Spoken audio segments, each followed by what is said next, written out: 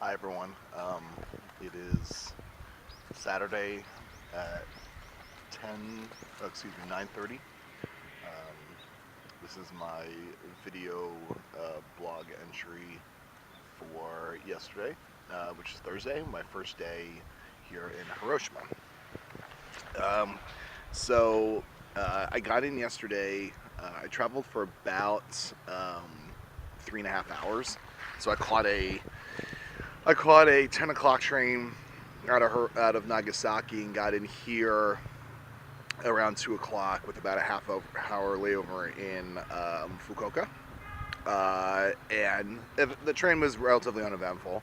I got in, checked into the hotel, and then started walking around and ended up going to, excuse me, the sun's in my eyes. Ended up spending my first half day going through the Peace Park, which is really close to the hostel.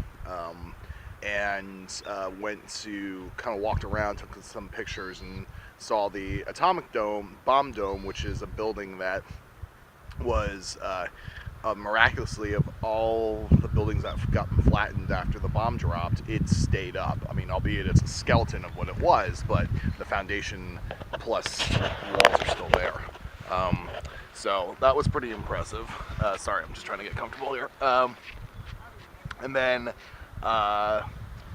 kind of walked around, and as it was getting to dusk, looking at the park, when some of the lights were on, like some of the lights at night, it was really beautiful. I ended up going to the museum before it closed, where I saw, I mean, a lot of it was very redundant to what I saw in Nagasaki, of course, and it's all incredibly powerful. I think after a while, it came to a point where I said to myself, like, I got it, and I had to move on.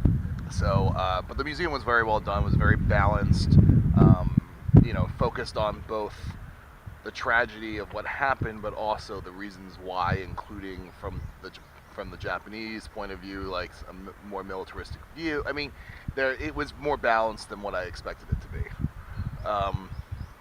And so I did the museum, and then I decided to try some of Hiroshima's famous oysters. And I walked basically across the middle part of the city, which is encircled by two rivers, to the other side, to the other river, and had oysters in this really small, kind of quaint outside shack, for lack of better words, that offered just oysters, like literally fresh out of the sea. So I had that, although it was incredibly expensive. So I only got two oysters for like $8.50, which is about $10. So I had that plus like some bread, and called it a night with that meal, and then said to myself, I have to actually get something to eat. So I went walking around a bit, and yes, got lost. Ended up in some seedy part of town trying to find this bar that is apparently a backpackers bar, whatever that means. And then decided to go to this place called Molly Malone's, which is a Irish pub here in the city. It's the only one in the city, and it is apparently, it's very well known with both expats and locals. And so I decided, I came and I got I just basically got some fries and a Guinness. And there were these two guys who were sitting across from me, who were like diagonal for me. And I ended up starting to chat with them, and ended up having some fights with them and talking with them for about 3 hours. And they're good guys. One is 42, the other's 36, 37. They're both teachers, who've been living in Hiroshima for the last 6-7 years. Had a lot of good stories to tell about kind of life here in Japan. Gave me some good tips about what to do in Tokyo. Also gave me some good pointers about just Japanese culture and things I've been perceiving, like particularly where I'm finding the increasingly annoying, very high, shrill Japanese woman voice, especially from vendors. I thought I was probably the minority, when I couldn't take it. And it seems that, that's not the case. That these guys absolutely detested it too, but they've just gotten used to it. So that made me feel a little better. But yeah, we were just sharing stories and telling lies, and yeah, um, it was a fun night. It was a fun night. I got back around 11ish or so.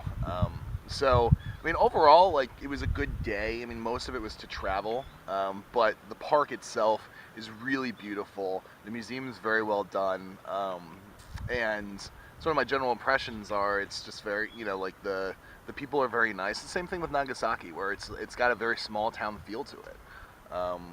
The guys were saying last night that like supposedly Hiroshima has 1 million people, but within the city center it's only about 250,000. So it has that same, and that's about the same size as Nagasaki, and a lot of people kind of know each other. It's very homey like that. So yeah, I really enjoy. I'm really enjoying Hiroshima so far. Last night I met this guy who's actually stayed in my hostel dorm, who is doing about a couple weeks worth of travel in Japan, and of course he's a PhD student in biology. He already got a PhD in computer science, but decided that it wasn't useful, so he's getting another PhD, which I'm just totally flabbergasted by. So the guy hasn't worked a day in his life, and he's like 32. It's amazing. I don't know. It just amazes me. But nice dude. I had a nice conversation with him. Yeah. I mean, other than that, it's my general impressions are the same. I mean, I had so the oyster. I had the oysters. Otherwise, I just had like a box of sushi, which was fine. It wasn't, so I'm really looking forward today because I'm gonna go to the Hall of Remembrance that they have here, which supposedly is as nice, if not nicer, than Nagasaki.